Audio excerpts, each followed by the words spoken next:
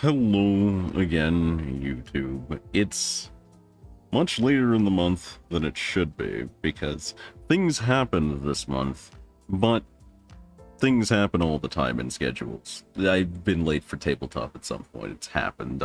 No firm promises on when that was. But I still have a question for you this month.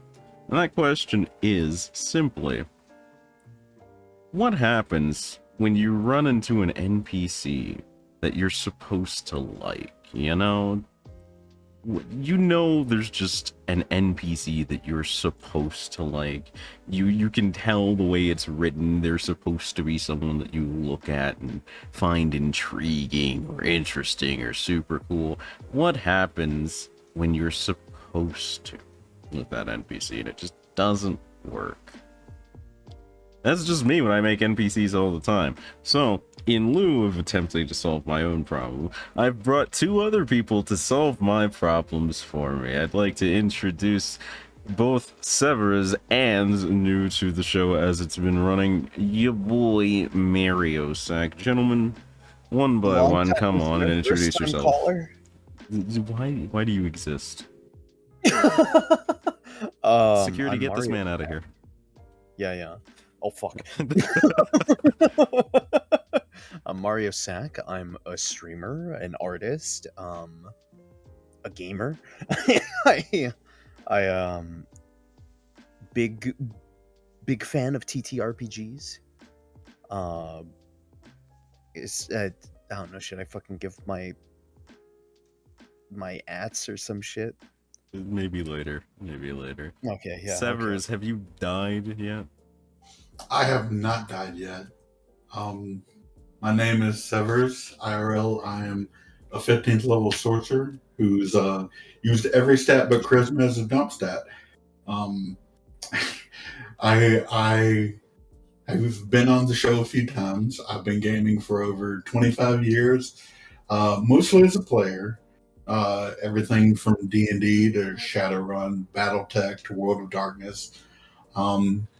I have DM'd a few times, done like Final Fantasy D6, Star Wars D20, Exalted, and I have helped build the worlds in the first two setting the scenes. Speaking of, what have you played DM'd, Mr. Sackman? Majority of what I've played 5e. I have played like D&D 5e. I have played stuff like Call of Cthulhu. I've played there was a one thing called like Maze Rats. I've played fucking oh my god, City of Mist, Pathfinder before, though that was kind of a stinky encounter with Pathfinder. But yeah, fucking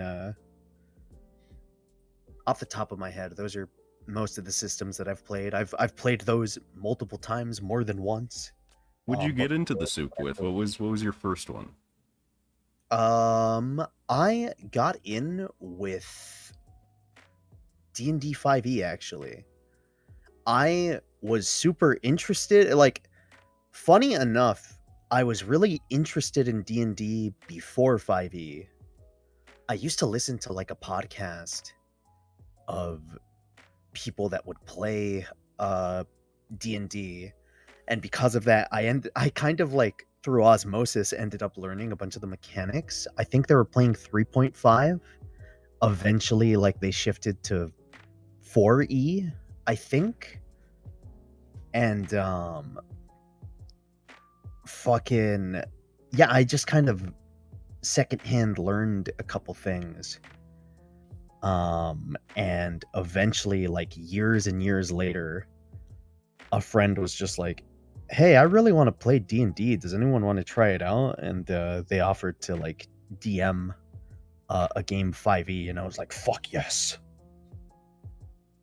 That's fair. So I mostly DM now, though. The eternal DM seat is one we all know well. Mm-hmm. Let's raise the operative question of this episode. We're gonna be taking less of a format where there's points and sort of a more Q&A roundtable situation here. I myself, my campaign's starting pretty soon. My system is almost in a releasable state, and my own personal campaign where I am DMing is going to start soon. And so, lots of the normal DM questions are coming up for me. How early should I make maps in advance? What are my maps going to look like? What actual situations am I going to need maps to put my players in? So on and so forth.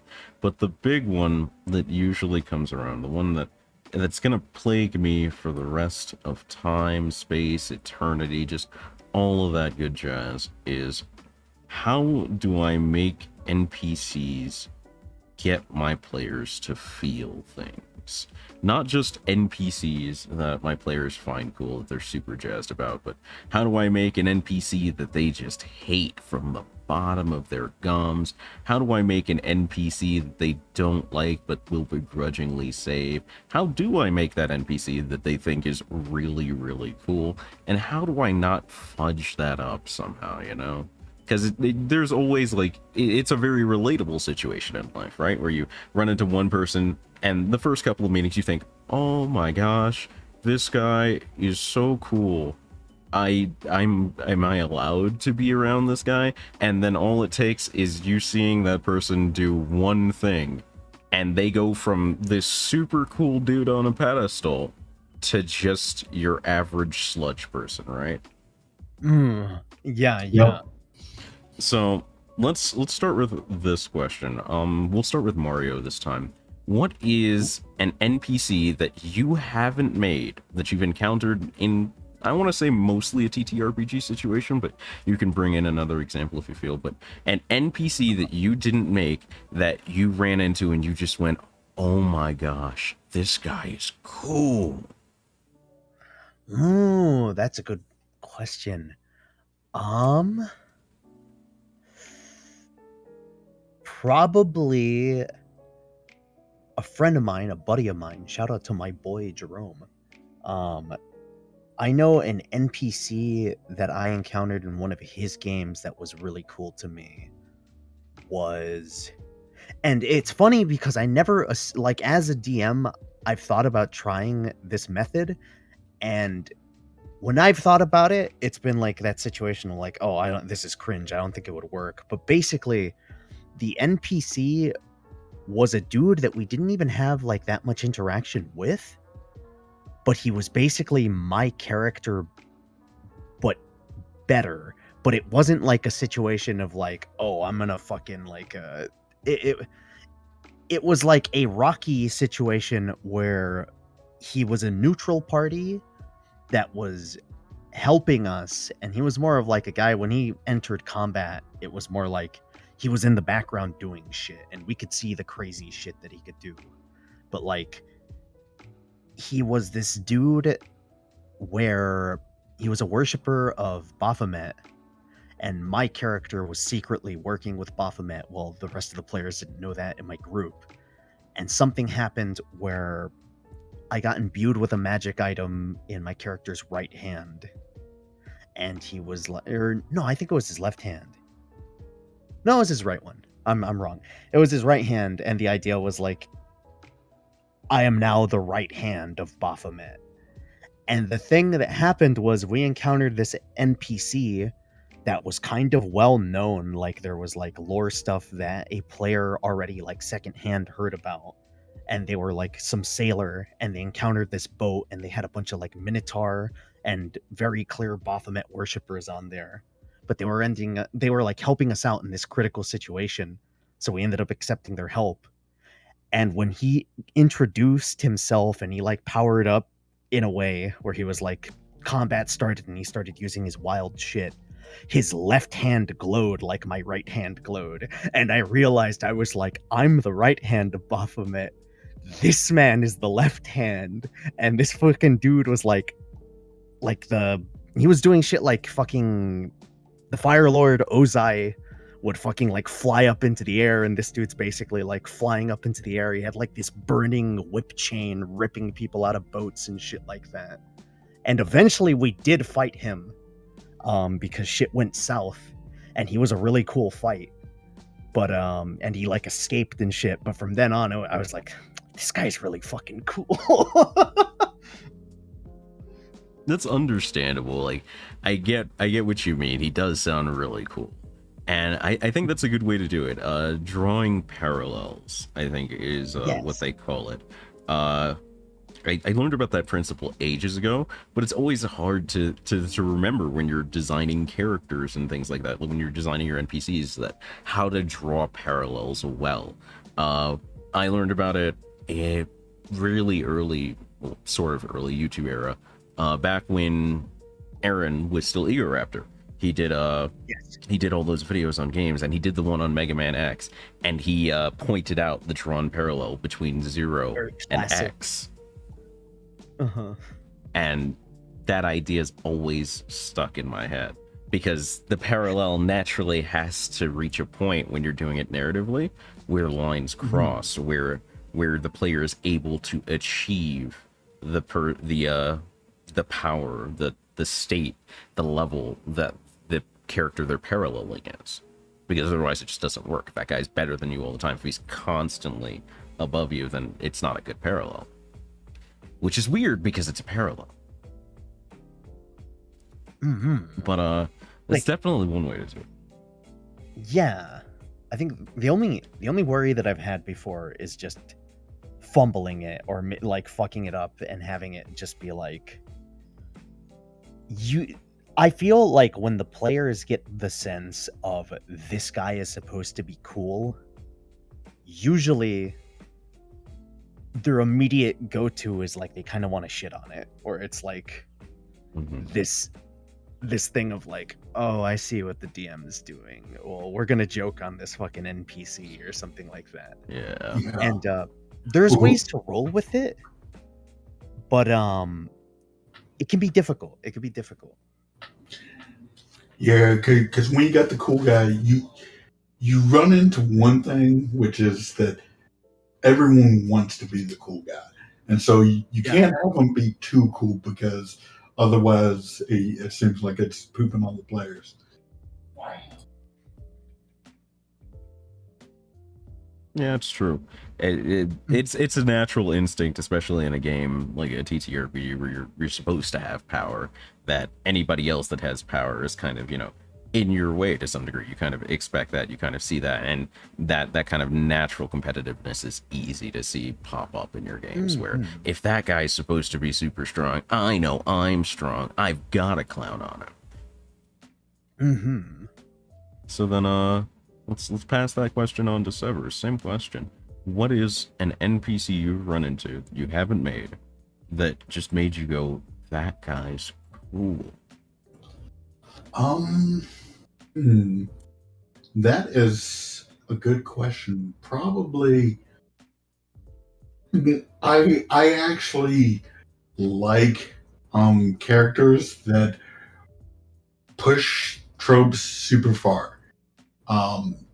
So if we've an example I can think of is one in a previous 5 game I was in, where it was like this church assassin, and she wears a mask so you can't see her face, and she's like never talking, and she's got shadow magic, and she's your prototypical like silent edgelord assassin character.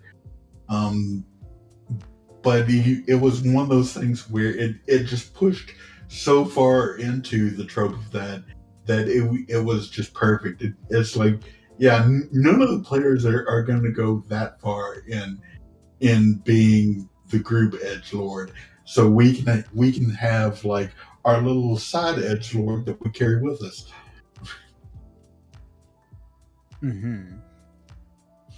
But yeah, it was one that they did power balance well with the group, in that they had some times where they were saving our ass, and other times where they were not outshining us. In fact, we had to save their ass a few times. If I remember right, that character very nearly became the first death of the group. They had gone down in battle, as a few of us had, and there was some wanky stuff going on with one of the enemies where they sort of forced AoEs to cause extra death saves, and they had fell down through, and we had to sort of rush to pick them up, and it sort of showed that like this person who was like all cool assassin that didn't need nobody's help actually kind of did need the party's help, and so it was a good counterbalance between them going in and busting ass on everybody and them coming in and presenting a situation where the party gets to be the heroes. Mm-hmm. So you could say that it's not necessarily just being cool that makes a character in these cases, but it's the ability to make a character who is impressive but still relatable in some way. Yeah, it also helps to have a character that's cool but has flaws, because everyone, no one likes the perfect character. I mean, everybody sure likes Shadow Long the Con. Hedgehog, and he was the perfect life form, so That's true. I couldn't stop myself. I couldn't. I really couldn't. But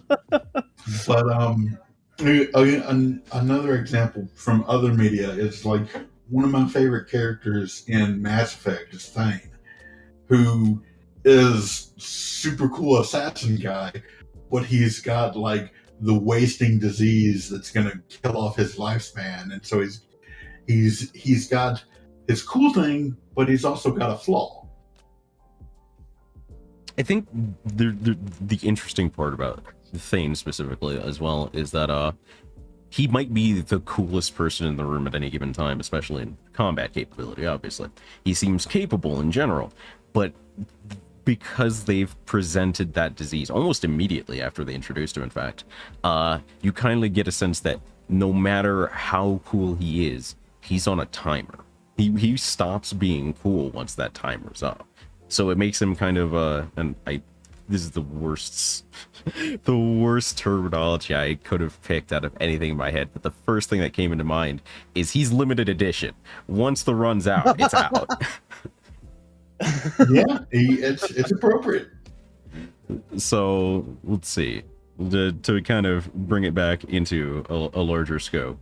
So far, it's the character baseline is if you want somebody cool, you want somebody that's up to scale with the players. They have to be at bare minimum power level similar, but you also want someone that is relatable, that you can draw parallels to, that's not necessarily out of your scale or league. Because drawing parallels implies a connection immediately. It implies that there's some way that you can match them. And then in our second example, we had someone that needed our help, that was incomplete in a way that you could fill. Yeah. Mm-hmm. Yeah. Are you sort of a puzzle, and you're the puzzle piece that fits? Yeah. So it's like having the NPC kind of healer in the group or something like that when everybody else is like frontliners or some shit. Yeah. So then here's the twist. I learned a long time ago that being able to make something, being able to learn a lesson, part of it is knowing exactly what not to do. In fact, it might be better to learn all the wrong ways to do something in a certain case before you learn the correct way. So, what is an NPC that you've run into that your first thought was, no matter what, I have to clown on this dude? Oh my gosh. Well, who's going first? let's start with Severs this time. Let's let Mario have the think time. Okay. Honestly, the the most recent time I can think about, just I need to clown on this NPC is in any time that you have um, someone that's put into um, a state of authority over either the whole party or one of the party. Um, and maybe it's just because I'm that way about authority or something, but as soon as an example from my current game is we ran into this guy who's like, oh yeah, this was my commander back when I was in the military, and he was still trying to flex like he had authority over the character in question, and immediately I'm like, we're gonna make a damn fool out of this guy. We're gonna show him that he's not in charge, that whoever said he was in charge is wrong, or um, we need to show the people higher up than him that he's incompetent and he's not going to lord over us. Um, there's some sort of authorities I think you have to take as a player and accept. Like if you're going up and meeting the king of the nation, then yeah, chances are you can't clown on him. But if you got like his guard commander or something who's trying to boss you around, yeah, definitely make that guy look the fool. Yeah, I get that. I mean, like, you don't walk up to your Inquisitor in a 40k game and try and clown on that man. Oh, You don't do that. right. Not unless you want the game to end really fast for that character. that's a speed run. Speed run percent 40k. I love it. What about you, Mario? What is one NPC you just ran into this dude and was like, I at all costs I gotta make a mockery of him. He's gotta go down a couple pegs. I had a moment where I kind of hesitated at the start because I knew of one, like not just one, I knew of two from the same game where the DM kind of ended up making the same mistake twice. Oof. And it was like a 3-shot game. I doubt this person would hear this, but if they do, I'm sorry. But there were two NPCs that we encountered where the DM very clearly wanted this NPC to be super cool. And the issue that happened was in a weird moment. The moment we all realized the NPC was meant to be a cool guy, it was this thing where we were doing a combat and stuff felt a little stacked against us, not in the sense of like, oh man, we're like we're really out of our league here. It was more like we bullied the fuck out of some enemies and they started running away, and we were like, we could catch up to these guys, we could kick their ass. And the DM tried to have this moment where all of a sudden an NPC, Mr. Cool Guy, fucking samurai, came out of nowhere and was closing in on these enemies, and we could tell like within the next round he would get there, and clearly this guy was going like he was like being talked up really hard. And what we could tell was this, it was like he was setting up a moment where he wanted to have this NPC take the glory of this like fight that we had, and he wanted to like have this thing where even like the NPC as they were coming in, he's like, oh, I see that you're struggling, I'm here to help, or some shit. And it's like, it's time to joke on this guy, I'm sorry, DM. And we pulled like, we had a huge ass pull of like this thing of the character I was playing in this game, he could turn giant, like he could turn like huge because of some abilities that I had that I could stack. And it ended up turning into this thing of like, literally we had a combo team attack where the fucking Rogue in our party got picked up by my character. Since I couldn't get close enough to the enemy, we fucking launched the character. They fucking slammed into the enemy like a fucking rock, did some damage, and then on top of that, once it got to their turn, they fucking like just skewered the fucker. And it was this thing where the guy just showed up and he was like standing there and he was like, "Oh, you guys wrapped up." And on top of that, we fucking shit on the dude too. We're like, "Yeah, no thanks to your help, asshole." And dude like walked away, and it had like, the guy clearly wanted us to like this NPC, so he was kind of being nice towards us, but we're like constantly shitting on the dude. And then later on, we met some NPC that was also super high talked up, and he was apparently the brother of the big cool guy that we met at the start. And it was just like one dude fighting our group. And the DM tried to play up like, even though we were beating the shit out of this guy, the DM kept playing up like, "Oh, but this guy's like really cool and he's not like really getting affected by anything."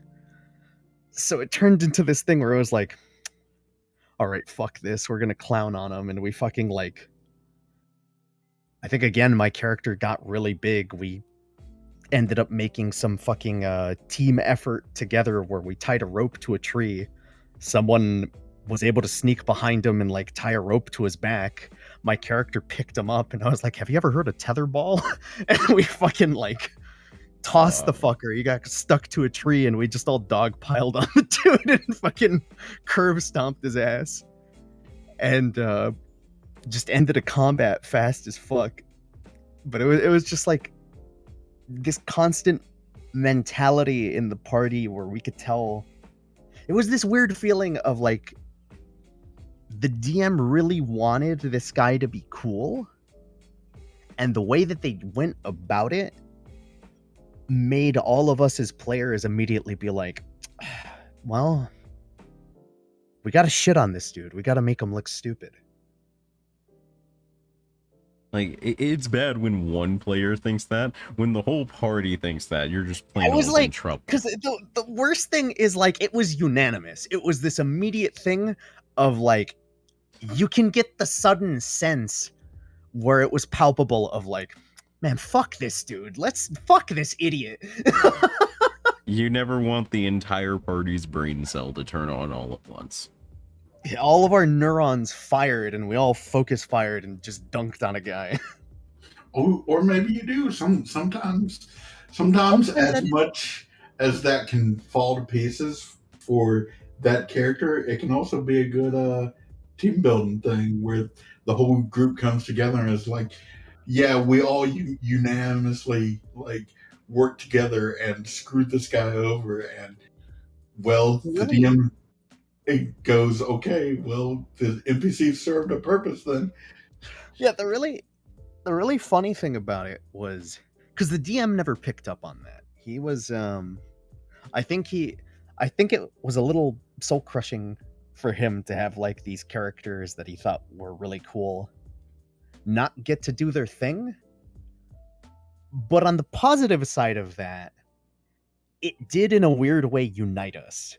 Where us as a party, it was like that fucking like Predator handshake moment where it was like fucking Wonderful 101 tables turn track starts to play, and it's like fucking, we're like, "Okay, team effort, we have to dunk on this dude. We can't just kill him. We gotta fuck him up." God. So what I picked up between the both of these examples is it seems like a case of false authority. When someone attempts to impose a false authority on one of the characters of the party or all of the characters of the party, it's a quick road to kind of getting everybody to hate that dude. Where Yes. if somebody thinks they're better than you, regardless of if they are, and they make it super plainly obvious that you're supposed to be below them, even if it's not intentional, they want to create feelings of malignment with it, it's probably going to lead to a situation where that NPC that you think is cool is not that cool, and it's time for us to prove that. Yeah. So, in following tune with that, let's go ahead and push into the theory of two wrongs will make a right here. What is an NPC that you could tell the DM really wanted to be cool? What is an NPC you could tell the writer really wanted to be cool, but didn't quite make it? Not enough that you wanted to absolutely just smush him, but like maybe you almost felt bad because the character was supposed to be cool, but just didn't, you know? Every character in Final Fantasy VII. No, I'm kidding. This man's Twitter is about to just perish. He's gone. I could see him like being Thanos snapped away off of the Bluebird site. It's gone for him. Never seen someone get deleted by a Blender artist before. Wow. I'm trying to think. Yeah, take a second. It's a hard subject because there's a lot of times when, you know, somebody obviously wants their character to be seen cool, PC or NPC. It's usually just a straight flop. It's hard to relate to the failure when that happens. But there are definitely characters where it feels like, not just in this specific case where you're supposed to like them, but where they're supposed to hit a mark and they don't quite make it, and you just kind of go, I think the thing that I'm sorry to cut you off, Severus. Oh, no, you're you were fine. about to say something. Because I've definitely been in that spot a couple times, or it's like I've DM'd a lot, and I understand like having an NPC that you like, and I understand that feeling of they don't land with the players, so it turns into this thing of like, okay, the stuff that I had kind of in mind that I might have been looking forward to, I have to be okay with the fact that that's not going to happen. The players really do not care for this NPC, and if I try to push it, that's just going to feel really lame. So I've been on that like player side kind of thing where I could see a DM clearly kind of likes an NPC or is trying to push an NPC towards us, like they're trying to like give us something with this NPC, and to like gear up like role play or stuff like that, I've had like my character suddenly talk to them or start to converse with them, even if like my character is kind of indifferent towards them. They'll like ask them a question out of nowhere of just like, so what the fuck's your deal, man? Or like what's up, dude? So I can see that, but I've never had it like, usually like I feel like most of the time it ends up turning into a thing where doing that as the player ends up giving that character a bit more spotlight and giving them time to grow, and they do eventually turn into somebody that we end up liking, versus the other situation where it's like the DM really likes a character and tries to force a character on us, and we just hard ignore, or just like where it's like a constant thing of just like fuck off, I don't want you here. I've never had like that in between. Okay.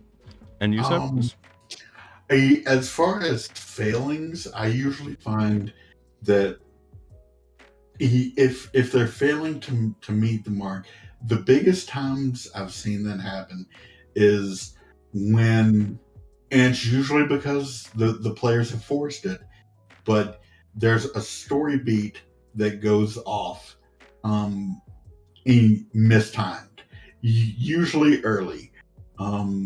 And I can think from a game I played in, there was one example where there was this wizard character, and he was a very nice guy, and he was a mentor type character, and he, was helping out the party without being somebody that you want to shit on.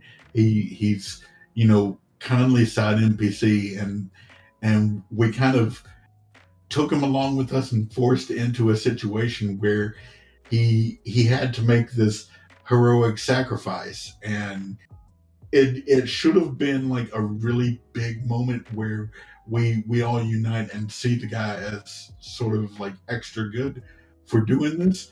But then it's like, okay, well, he was only with us for like 3 sessions, and so it kind of took the wind out of his heroic sacrifice. Like we still did the party thing, and looted all his shit, and um, Uh, and went on to take his body to like his family and stuff.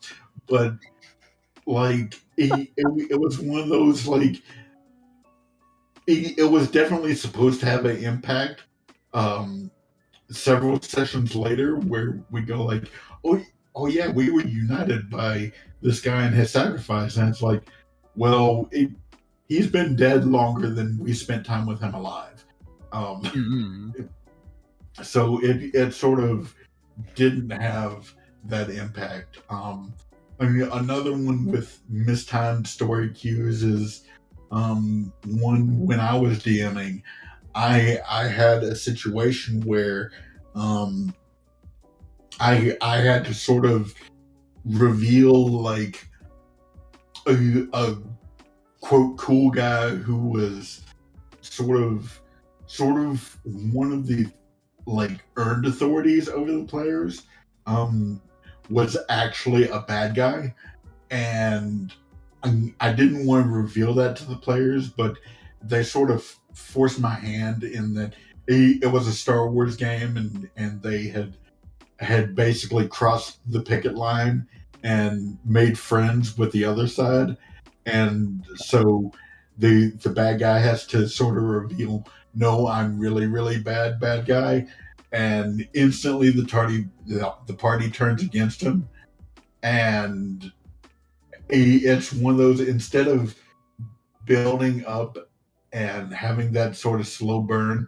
it's just like, well, I'm forced to sort of take action, and so this NPC's potential is wasted. So what I'm sort of picking up again between the two of your stories is a lot of what makes the intent, especially for characters that are supposed to have a peak, you're supposed to view this character in a very particular light, is it's a function of time. If there's not enough time to build up the character, if the character doesn't spend enough time with the party that they can get a gauge in what's supposed to be going on with their story, with their appearance, all that jazz, with their aesthetic, then it's possible you'll get a chance to recover. It's possible the players will give you that time and you can adjust and make it work over that time. But it all comes down to how much time have I allotted for this particular NPC to do the job I need them to do.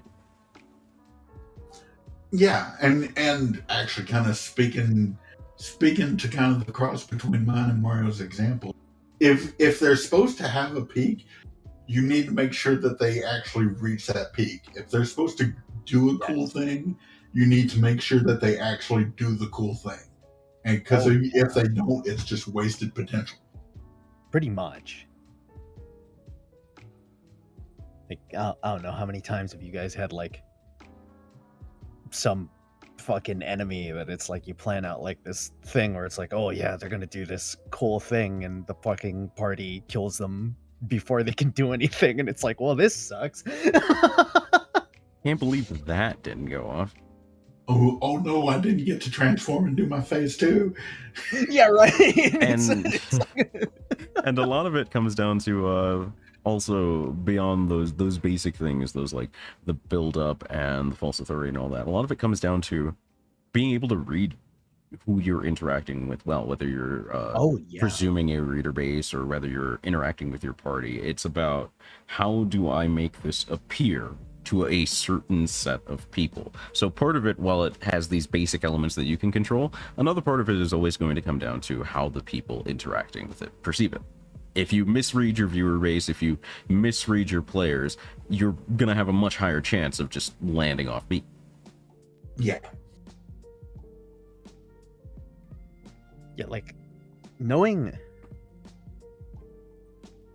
your group is such an important thing to really learn, and it's difficult to just be like, oh yeah, just learn your players or some shit like that, because that takes a while. It takes a good fucking while to really get the sense of, okay, I know what they go for. I know when they're not enjoying a thing. I can start to tell like those cues of like, okay, blank is bothering them, or blank is really cool to them. Let's lean in or lean away from that. But you can't always wait to do those things, because No. foreshadowing and build-up is always really important. Even when you're starting with a fresh group, you have to start somewhere. So then the question becomes, how do you keep it as viewer agnostic as possible? How do you land that sweet neutral that you start the build-up and then you can tune it into what your players are in tune with, right?